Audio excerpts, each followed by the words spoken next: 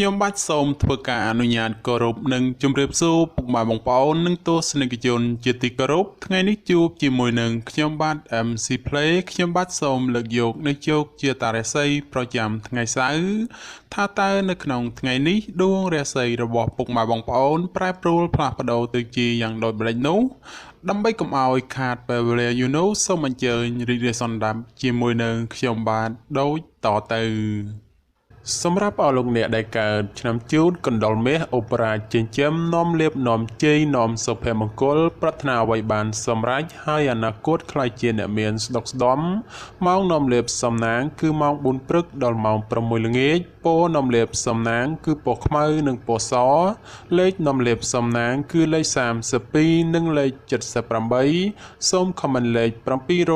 799យកលេបសម្បត្តិទេវតាទ្រព្យមានបារមីស័ក្តិសិទ្ធិណាស់សេចេញភ្លាមទំនេរទាឆត់បំផុតសម្រាប់អស់លោកអ្នកដែលកើតឆ្នាំជូតនៅថ្ងៃនេះបើលោកអ្នកធ្វើអ្វីកុំរងចាំយូរពេកពីព្រោះថាផលជាផ្លែផ្កាតែងតែហុចមកវិញជានិច្ចសម្រាប់អ្នកប្រកបមុខរបររកស៊ីជួញដូររាសីងើបឡើងខ្ពស់ដូចនេះទោះជួញទីចិត្តឆ្ងាយលោកអ្នកអាចសម្រេចផលល្អចូលមកបានក្រាន់បំពេញបំពង់ផងដែរសម្រាប់ការធ្វើដំណើរទីចិត្តឆ្ងាយមានភាពសុខដុមទាំងពេលទៅនិងពេលត្រឡប់មកវិញរីឯបញ្ហាសម្ព័ន្ធស្នេហាកំឡោះក្រមុំមានការស្មុគស្មាញក្តីបើលោកអ្នកធ្វើការដោះស្រាយតែងតែជួបសេចក្តីសម្រេចជានិច្ចសម្រាប់អស់លោកអ្នកដែលកើតឆ្នាំឆ្លូវកូននាំលៀបនាំជីនាំសុភមង្គលប្រាថ្នាអ្វីបានសម្រេចហើយអនាគតខ្លាយជាអ្នកមានទ្រព្យស្ដុកស្ដំម៉ោងនាំលៀបសំណាងគឺម៉ោង6ព្រឹកដល់ម៉ោង8យប់ពណ៌នាំលៀបសំណាងគឺពណ៌សនិងពណ៌ក្រហមលេខនាំលៀបសំណាងគឺលេខ21និងលេខ54សូមខមមិនលេខ555យកលេបសម្បត្តិទេវតាទ្រព្យមានបារមីស័ក្តិសិទ្ធិណាស់សេចេញភ្លាមទំនេរទាឆត់បំផុតនិងមានសំណាងល្អប្រទានសម្បត្តិមហាសិទ្ធិមានលៀបមានជ័យមានលុយចូលហោហៀចំពោះឆ្នាំឆ្លូវនៅថ្ងៃនេះយាអូនរបស់អស់លោកអ្នកមិនគប់ប្រសាទេចូលមានការប្រយ័ត្នប្រយែងអារម្មណ៍មួម៉ៅក្តៅក្រហាយមិនដឹងមុខក្រោយនាំឲ្យកើតរឿងតូចคล้ายជារឿងធំណាមួយគេចោមរំស្អប់បង្កជាឥទ្ធិពលអាក្រក់រោគនឹកស្មានមិនដល់ក្រៅពីនេះបើមានការប្រកបកិច្ចការងារលោកអ្នកអាចជួបរឿងរ៉ាវចំនួនកាត់ឡើងដូច្នោះក៏បីមានការប្រុងប្រយ័ត្នប្រយែងបើមិនដូច្នោះទេចូលធ្វើគោធ្វើថ្លង់ខ្លះទៅប្រសើរសម្រាប់អ្នកប្រកបមុខរបររកស៊ីជួញដូរទីជិតឆ្ងាយលៀបតូចធំច្រើនបាល់ហួសឬក៏ហោះរំលងពេលនេះអាចឆោងចាប់បានខ្លះវិញហើយរីឯសេចក្តីស្នេហាប្រុសស្រីមានការច្រណែននិងមើលផ្លូវអាក្រក់ចំពោះគ្នាច្រើនសម្រាប់អស់លោកអ្នកដែលកើតឆ្នាំខាលខ្លាមន្ត្រីចិញ្ចឹមមានប្រាជ្ញាឆ្លាតវៃមានគំនិតភ្លឺថ្លាហើយអនាគតខ្លាយជាអ្នកមានអំណាចនិងទ្រព្យស្ដុកស្ដំម៉ោងនាំលេបសំណាងគឺម៉ោង5ព្រឹកដល់ម៉ោង8យប់ពណ៌នាំលៀបសំណាងគឺពណ៌សនិងពណ៌ស្វាយលេខនាំលៀបសំណាងគឺលេខ59និងលេខ69សូមខមមិនលេខ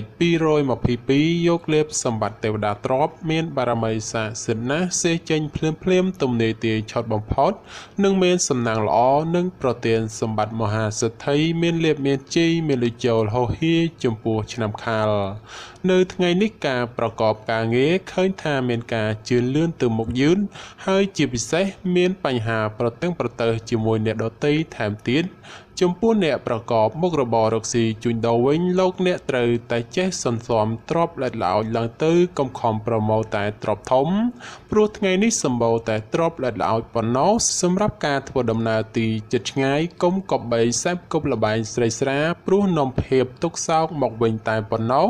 រីឯបញ្ហាគូគ្រងប្តីប្រពន្ធឬគូស្នេហ៍កំឡោះក្រមុំមានដំណើរការថយក្រោយនិងប្រឆាំងគ្នាច្រើនសម្រាប់អស់លោកអ្នកដែលកើតឆ្នាំថោះទុនសាយមាសមានបារមីដៃជះមានអំណាចមានមនុស្សជួយជ្រោមជ្រែងការងារតូចធំដើម្បីឲ្យអនាគតខ្លាយជាអ្នកមានទ្រព្យសម្បត្តិស្ដុកស្ដំ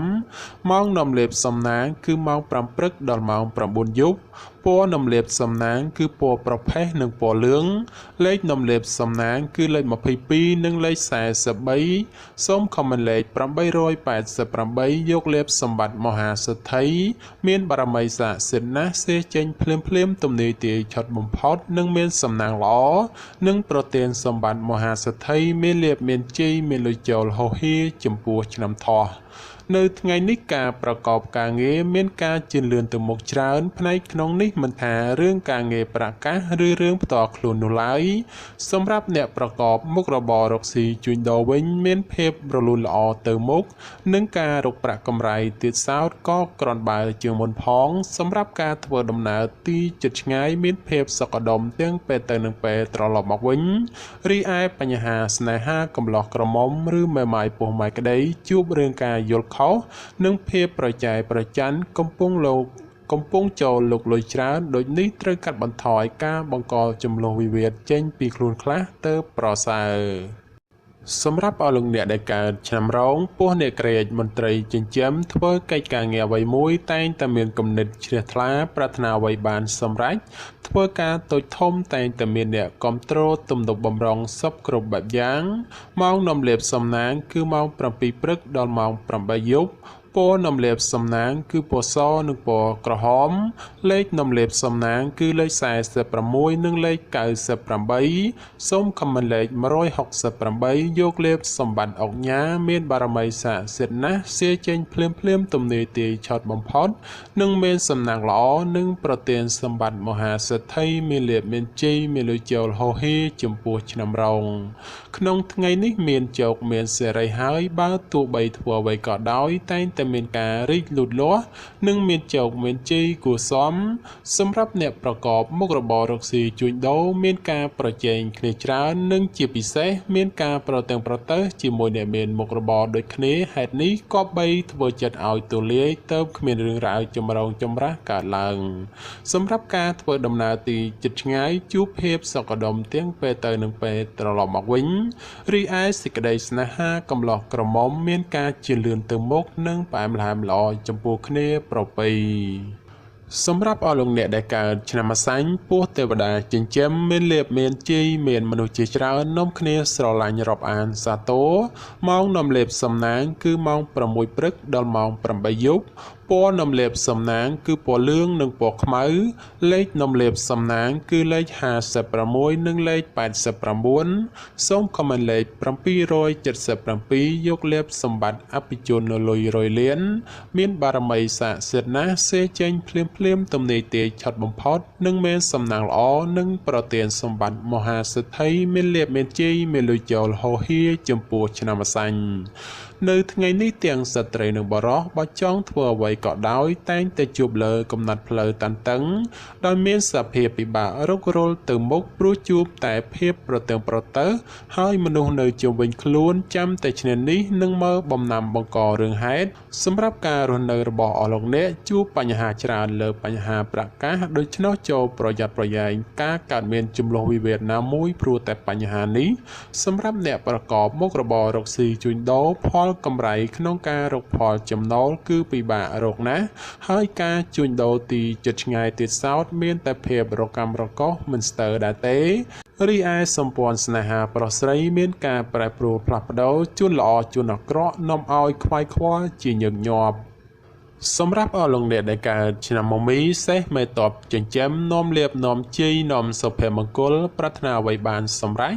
ហើយអនាគតខ្លាយជាអ្នកមានទ្រព្យស្ដុកស្ដម្ភម៉ោងនាំលៀបសំណាងគឺម៉ោង5ព្រឹកដល់ម៉ោង7យប់ពណ៌នំលាបសំណាងគឺពណ៌សនិងពណ៌ក្រហមលេខនំលាបសំណាងគឺលេខ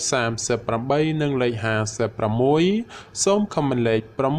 666យកលេបសម្បត្តិទេវតាទ្រព្យមានបារមីស័ក្តិសិទ្ធិណាស់សេចេញភ្លាមទំនាយទាយឆុតបំផុតនិងមានសំណាងល្អនិងប្រទានសម្បត្តិមហាសិទ្ធិមានលៀបមានជ័យមានលុយចូលហោហៀចំពោះឆ្នាំមមី នៅថ្ងៃនេះផ្ដល់ផលល្អសម្រាប់ការសម្រេចចិត្តការងារឬបណ្ដាក់តូនរកស៊ីក្នុងរឿងអ្វីមួយពីព្រោះថាផលជាផ្លែផ្កាតែងតែឆ្លើយតបមកវិញគួរជាទីកប់ចិត្តបើជាអ្នកប្រកបមុខរបររកស៊ីជួញដូរមានការលក់ចេញទិញចូលក្រនរស់រវើកគួរសមហើយបើចង់ចរចារឿងទំនិញអ្វីមួយផងតែងតែអាចសម្រេចជានិច្ចរីឯសម្ព័ន្ធស្នេហាកំឡោះក្រមុំមានការរីកចម្រើនលូតលាស់ទៅមុខនិងបើចង់ផ្សំផ្គុំគ្រួសារផងជាឱកាសល្អប្រពៃបំផុតសម្រាប់អស់លោកអ្នកដែលកើតឆ្នាំមមែពពែមេមានបារមីដែលជាឈ្នះអស់មេសត្រូវប្រាថ្នាអ្វីបានសម្រេចហើយអនាគតខ្លាយជាសេដ្ឋីគេហបតីឬក៏អ្នកមានជាន់ខ្ពស់ម៉ោងនាំលេបសំណាងគឺម៉ោង6ព្រឹកដល់ម៉ោង7យប់ពណ៌នំលេបសំណាងគឺពណ៌ស្វាយនិងពណ៌លឿងលេខនំលេបសំណាងគឺលេខ69និង89សូមខមមិនលេខ789យកលេបសម្បត្តិអ្នកមានជាន់ខ្ពស់មានបារមីស័ក្តិសិទ្ធិណាស់សៀចេញភ្លាមទំនាយទាយឆត់បំផុតនិងមានសំណាងល្អនិងប្រទានសម្បត្តិមហាសេដ្ឋីមានលុយរយលានសម្រាប់អស់លោកអ្នកដែលកើតឆ្នាំមមែនៅថ្ងៃនេះលោកអ្នកទទួលបាននៅភាពកក់ក្ដៅខ្លះត្រជាក់ខ្លះហើយការបំពេញការងារអ្វីមិនសូវជារលូនល្អប៉ុន្មានទេព្រោះមានបញ្ហារកម្មចិត្តខ្លះយាយីសម្រាប់អ្នកប្រកបមុខរបររកស៊ីជួញដូរក្នុងថ្ងៃនេះវិញបើលោកអ្នកចង់បោះទុនតូចធំឬក៏ចង់រកស៊ីចូលហ៊ុនជាមួយអ្នកដទៃត្រូវតែចេះត្រួតពិនិត្យឲ្យបានគ្រប់ជ្រុងជ្រោយបើពុំនោះទេនឹងអាចជួបផលអាក្រក់ណាមួយនៅថ្ងៃខាងមុខជាមិនខានរីឯសម្ព័ន្ធស្នេហាកំឡោះក្រមុំមានភាពផុយស្រួយចំនួនវិវាទណាស់ក៏បីមានការប្រុងប្រយ័ត្នប្រយែងបន្តិចទៅប្រសើរសម្រាប់អស់លោកអ្នកដែលកើតឆ្នាំវោកស្វាមន្ត្រីចិញ្ចឹមនាំលេបនាំជ័យនាំសុភមង្គលប្រាថ្នាអ្វីបានសម្រេចហើយអនាគតខ្លាយជាអ្នកមានស្នុកស្ដំម៉ោងនាំលេបសំណាងគឺម៉ោង6ព្រឹកដល់ម៉ោង8យប់ពណ៌នំលេបសំណាងគឺពណ៌ក្រហមនិងពណ៌សលេខនំលេបសំណាងគឺលេខ42និងលេខ68សូមខមមិនលេខ777យកលេបសម្បត្តិមហាសំពៅលួងមានបារមីស័ក្តិសិទ្ធិណាស់សេចេញភ្លាមទំនាយទាយឆត់បំផុតនិងមានសំណាងល្អនិងប្រទានសម្បត្តិមហាសេដ្ឋីមានលៀបមានជ័យមានលុយចូលហោហៀសម្រាប់ឆ្នាំវោកនៅថ្ងៃនេះបើទោះបីធ្វើអ្វីក៏ដោយចូលប្រយ័ត្នប្រយែងទទួលរងការខូចខាតអ្វីមួយរកនឹកស្មានមិនដល់ក្រៅពីនេះបើមានទំនាក់ទំនងការងារឬក៏ធ្វើអ្វីមួយងាយនឹងភ្លៀងផ្្លាត់ណាស់ក៏បីមានការប្រុងប្រយ័ត្នប្រយែងទើបអាចជាផុតពីផលលំបាកទាំងពួងទៅរួចសម្រាប់ការធ្វើដំណើរទីជិតឆ្ងាយចូលប្រយ័ត្នប្រយែងក្រុមមនុស្សបៀតបៀនយាយីដោយប្រការណាមួយរីឯសេចក្តីស្នេហាប្រស្រីមានដំណើរការថយក្រោយចូលប្រយ័ត្នប្រយែងជំលោះវិវាទឈានដល់ការបែកបាក់សម្រាប់អស់លោកអ្នកដែលកើតឆ្នាំរកាមន់មាសមន់ប្រាក់នាំលៀបអបរាជចិញ្ចឹមមានសំណាងល្អឈ្នះអស់មេសត្រូវប្រាថ្នាអ្វីបានសម្រេចហើយអនាគតខ្លាយជាសេដ្ឋីគេហបតីឬអភិជនជាន់ខ្ពស់ម៉ោងនាំលៀបសំណាងគឺម៉ោង5ព្រឹកដល់ម៉ោង7យប់ពណ៌នំលេបសំណាងគឺពណ៌ក្រហមនិងពណ៌លឿងលេខនំលេបសំណាងគឺលេខ44និងលេខ56សូមខមមិនលេខ168យកលេបសម្បត្តិអ្នកមានជាន់ខ្ពស់មានបារមីស័ក្តិសិទ្ធិណាស់សេចេញភ្លាមទំនាយទាយឆត់បំផុតនិងមានសំណាងល្អនិងប្រទានសម្បត្តិមហាសេដ្ឋីមានលៀបមានជ័យមានលុយចូលហោហៀចំពោះឆ្នាំរកា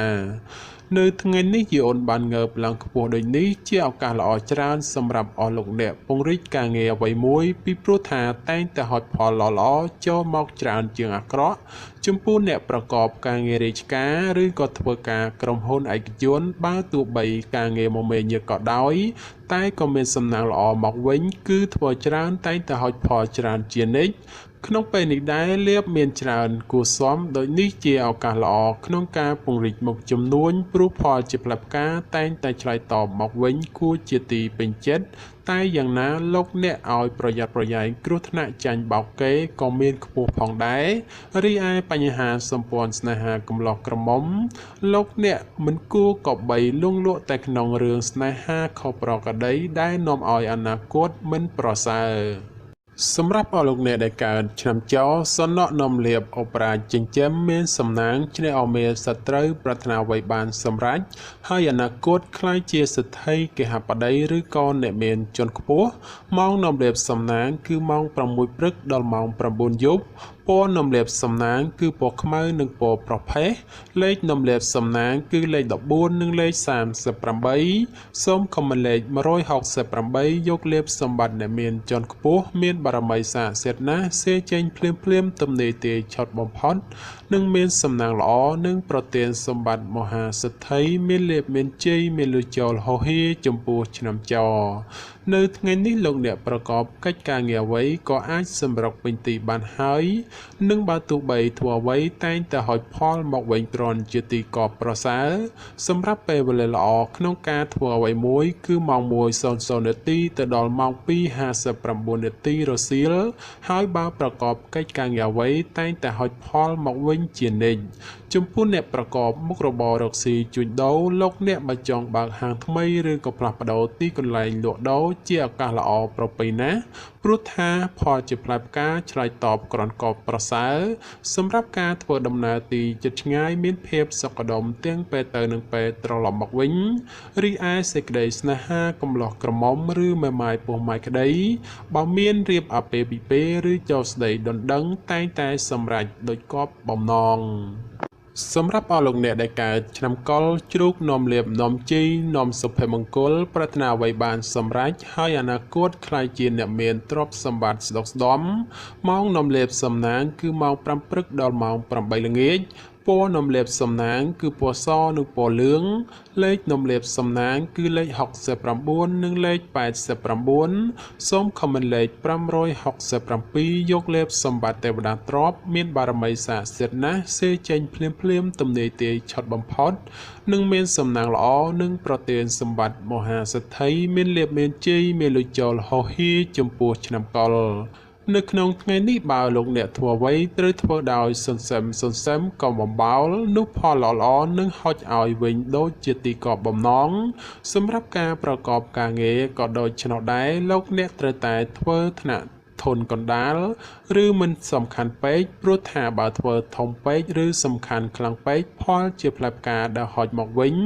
មិនសូវដូចគប់បំណងប៉ុន្មាននោះឡើយចំពោះអ្នកប្រកបមុខរបររកស៊ីជួញដូរលោកអ្នកឲ្យប្រយ័ត្នប្រយែងជន់ខិលខូចតាមលួចបន្លំឬបង្ករឿងហេតុដោយប្រការណាមួយ